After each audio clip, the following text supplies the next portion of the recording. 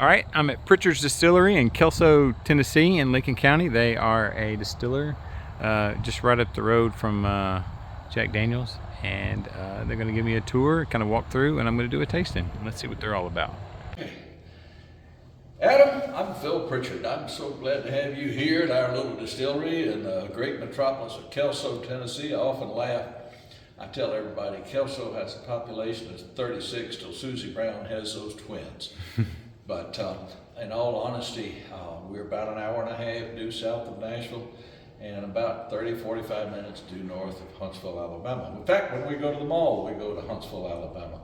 And the reason that we're here in Kelso, Tennessee is we have to harken back to the early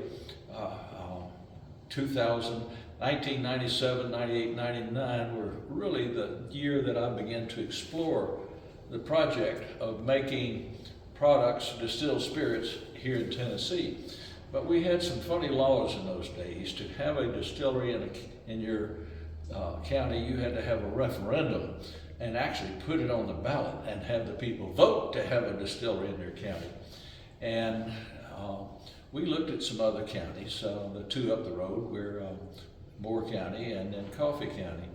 But oddly enough, we ended up with the county mayor of Lincoln County calling us up and telling us to come take a look at this location here in Lincoln County, which had actually gone through the referendum process back in the 70s, but they didn't get a distillery. So it's that proverbial bride at the altar. So when we came over to look at this facility in February of 1999, he showed me this old schoolhouse, a Kelso schoolhouse.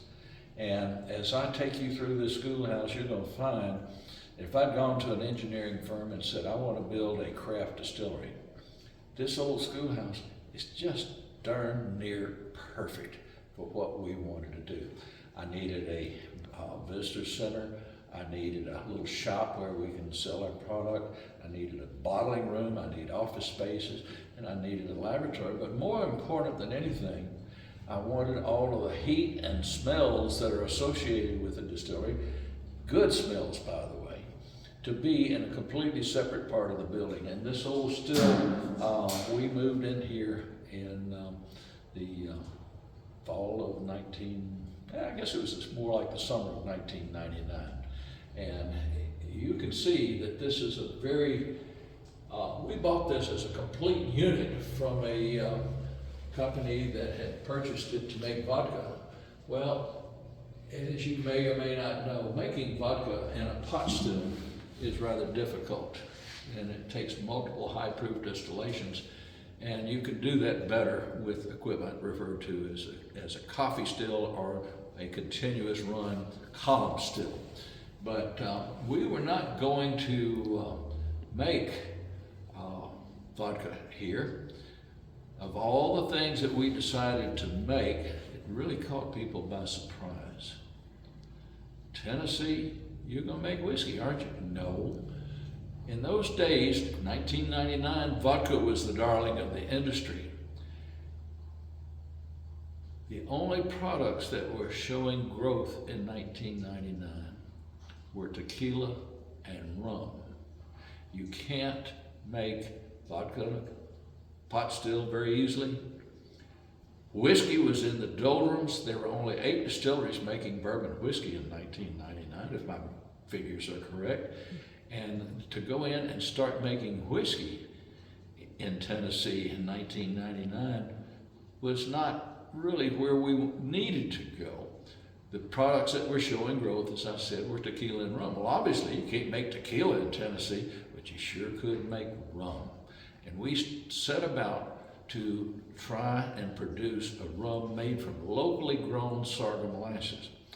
Lo and behold, we found out we really can't use sorghum molasses as our base to make rum, but it didn't take us long to find out that this little state just not too far south from us called Louisiana. Now, Louisiana is they make a lot of molasses down there because they grow so much sugar cane. And we found a company that would make the quality of molasses that we needed to use. Now, I got to back up a little bit. 2,000 rum distilleries in the world make their rum out of a product called blackstrap molasses. Blackstrap is 32% sugar and 68% Lord only knows. When we set about to make rum, we needed a molasses that was 90 to 95% fermentable sugars. And that's what we found in Louisiana. So oddly enough, we set about, actually fired this big old still for the first time in December of 1999. And we set about to make rum on the island of Tennessee. Mm-hmm. How's that? That's good. Look at it. It's warm. It's hot, or not warm, but I guess you run it today, right? Yeah. We're making rum today. Made some rum today, and there it is. So let's talk about that, Adam. Let's talk about making whiskey, especially in a pot still. As I alluded to earlier, there are two types of stills essentially. One is mainline beer still, pot still, and secondly is the column still. Well, we don't have room for a column still in this little schoolhouse, so this old still was perfect for making rum. However, as we begin to see the market changing a little bit, our desire to make whiskey harken back to the time when my fifth generation grandfather, Benjamin Prichard, was making a whiskey in Davidson County, Tennessee, just not too far south of Nashville. And there's a couple of things that I knew about Benjamin Prichard, and that was he made his whiskey with white corn on a red cob. How do I know that? Because the only corn grown in Tennessee in the 1790s and early 1800s was white corn on a red cob. You and I know something about corn. White corn has a higher sugar content than yellow feed corn. So the natural sweetness of using that white corn comes crashing through when you taste our version of Tennessee whiskey because of that white corn. Now, what you just did was you took a picture of the insides of this still, and when we bought this still, it did not have that impeller that you see in there. But that impeller was necessary to keep the mash stirred. Think about trying to cook oatmeal on the stove and you don't stir it, it's going to burn. Right. There was a distillery in Kentucky that had a pot still, and they made whiskey for a long time before they figured out that they were burning the mash. These coils in here are extremely hot, and it will burn that mash. And it doesn't make very good whiskey when you burn the mash. So what we actually had to do was install a impeller in this pot still. You need to come around and take a picture of what I refer to as our exoskeleton. We talked to the still manufacturer about installing an impeller on the still, but the surface here is not strong enough to support the weight and the action of an aggressive impeller like we needed. So I designed this framework that you see on the back of the still that allowed us to install that impeller. And that impeller, in fact, keeps that mash stirred up so that we can make a whiskey. And so about 2008, 2009, whiskey started getting a little resurrection. That came about because we saw a change in the laws about that time that allowed for the proliferation of what we now refer to as our craft distilleries. And the craft distilleries, in my opinion, were very, very much responsible for the resurrection of bourbon-type whiskeys to the popularity that we know today. And as I said earlier, at one point in time, whiskey was in the doldrum, but when these craft distilleries started making it, the interest in whiskey came back, and it came back like gangbusters. Yeah, come around and take a picture of that impeller, that exoskeleton there. Right. All right, you can see that it's mounted to the floor and on up, and all the weight is on this because it is copper steel and pot steel, and it goes up, and it's up there. And that was his design to handle the weight. So I'm gonna do a little, yeah. Pretty ingenious. All right. Adam, we're going to start off with what I kind of consider the mother of our Tennessee whiskeys. And this is a product that is made, obviously, with white corn, but it's called Lincoln County Lightning. The Lincoln County Lightning, you'll be amazed at how sweet it is. This has a grassy flavor. In fact, we often use it to make cocktails more associated with tequila. You know, I was going to say it has a tequila-esque flavor to it. Exactly. As a matter of fact, if you had told me that this was tequila, I would have 100% believed you. I would have thought this was. Yeah. It very well could pass for tequila. Yeah, it could be tequila. But no, pay attention to that sweetness. Mm-hmm. That is that white corn. Definitely at the end there. I definitely. You're welcome. Come on. Oh, there's somebody walked up. No one wants to be on camera. No, it's a very. It's a. Very handsome. Feels very handsome. I definitely have I get what you're talking about. There's a sweetness, like a sweet tequila. Like I totally, this could be margarita, 100%. You know, I have a lot of fun with our Lincoln County Lightning. If you make a Bloody Mary, you make it with vodka. If you make a Bloody Maria, you make it with tequila. What do you call a Bloody Mary made with our Lincoln County Lightning? You got to call it Bloody Bubba. Bloody Bubba. And when you make a margarita, you can't call it a margarita. I'm going to say this real fast. You call it a mountain reader. That's good. Yeah.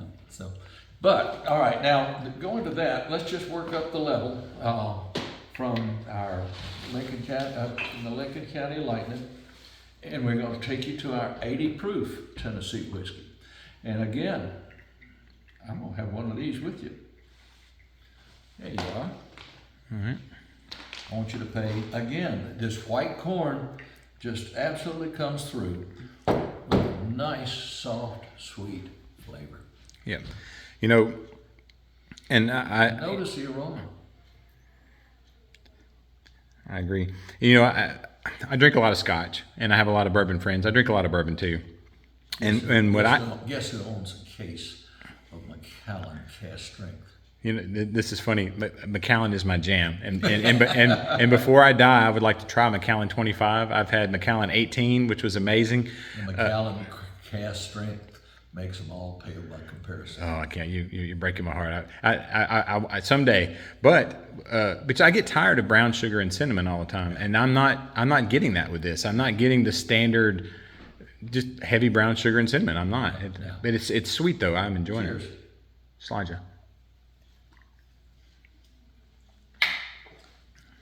Man, that's smooth. That's amazing? That's 80?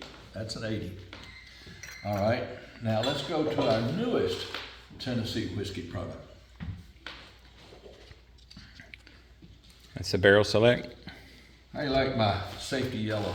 I like it. I want this to stand out on the shelf. It will. This truly stands out. And you notice the 86, at one time, 86 was the standard in the industry until somebody figured out they could save millions of dollars by adding 3% more water. When they did that, they lowered the flavor. They lost flavor. So when we decided to come out with an 86 proof, I decided that we were going to restore that flavor. And I have made a concentrated effort to produce a whiskey with all of the barrel notes and intense flavor that 86 proof can provide. I'll tell you, it tastes expensive, but it's a little expensive. Yeah. Cheers. Cheers. Let's say it in Welsh. My family is Welsh. You know what? Cheers. Schlanja. No. Yakida. Yankida? Yakida. Yakida. All right. Yakida. Sounds almost like Japanese. It does sound Japanese. Yakida. Sweetness just jumps out you. It is, and like I said, man, it's so smooth. And wonderful aroma. These glasses don't really do the aroma justice, but these little cups don't. Yeah. But nonetheless. Oh, awesome. Man, that's good. Okay. Shall we do something different? Sure. I told you that I started out in business making rum on the island of Tennessee. I love that, Island of Tennessee. Okay. And as I said, we discovered that the vast majority of distilleries that were making rum were using a product that was only 32% sugar and 68% Lord only knows, and that our goal was to make a rum that was in fact a recreation of America's first distilled beverage, rum. All of this yo-ho-ho and a bottle of rum, they were drinking rum made in Boston, Providence. Even George Washington made rum in Mount Vernon. Thomas Jefferson referred to rum as the poor man's brandy. I think you will find that that rum has very much of the brandy-esque flavors. That's amazing. Yeah. I mean, everything is so smooth. Yeah. I mean, just like there's not any bit, and everything I've had so there's not any of that bitterness on there, and there's not even it's amazing. Well, there's a good reason for that, Adam, and that is at one time in my life I had a business, and my dad said, "Why did you not call it Prichard's?" I said, "That sounded a little pretentious." My dad said, "If you're proud of it, put your name on it." I think there's a. That's your dad? Yeah. Well, when I started this business, we thought of all kind of names. We thought Tennessee Distilling Company. We were actually, our first product, we were going to call it Fiery Gizzard Rum. There were a whole lot of thoughts, but my old dad came back and he says, "If you're proud of it, put your name on it." Can't argue with that. And it has become my standard of excellence. You can bet. We're making at least 22 different products here, but there's not a one of them that doesn't bear my name, and my name is my standard of excellence. I like it. Cheers. Cheers. I already finished mine. It was good.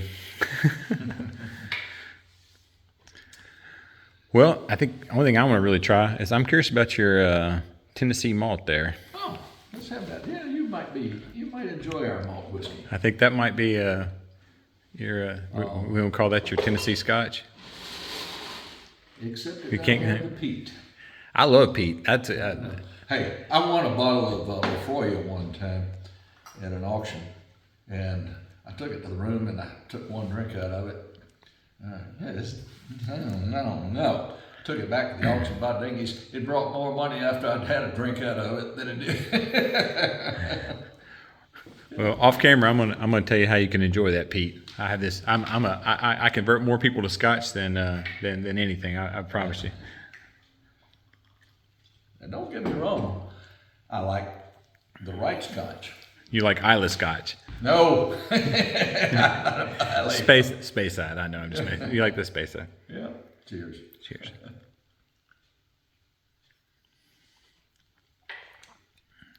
Another one, super smooth. Yeah. Man. Well, I appreciate it. Thank you so much for the tour and the samples. I'm definitely going to grab some bottles. I've got some friends. I'm gonna buy some of this, and then we like to hand deliver it since we can't get it delivered. So, thank you. Anything you want to say? Wrapping up. Thank you for coming. I apologize that I was busy yesterday when you were here, but everything worked out just fine, and I'm proud to have you and glad to know you. Oh, I appreciate it. Hey, a friend of mine says, visit often. Visit often. Yeah. I'm gonna put this down here. It's like, this is the world's one and only Tennessee whiskey not required to use the Lincoln County process. Now, he told me off camera how he did that, but that's gonna be just between me and him. All right, my friends.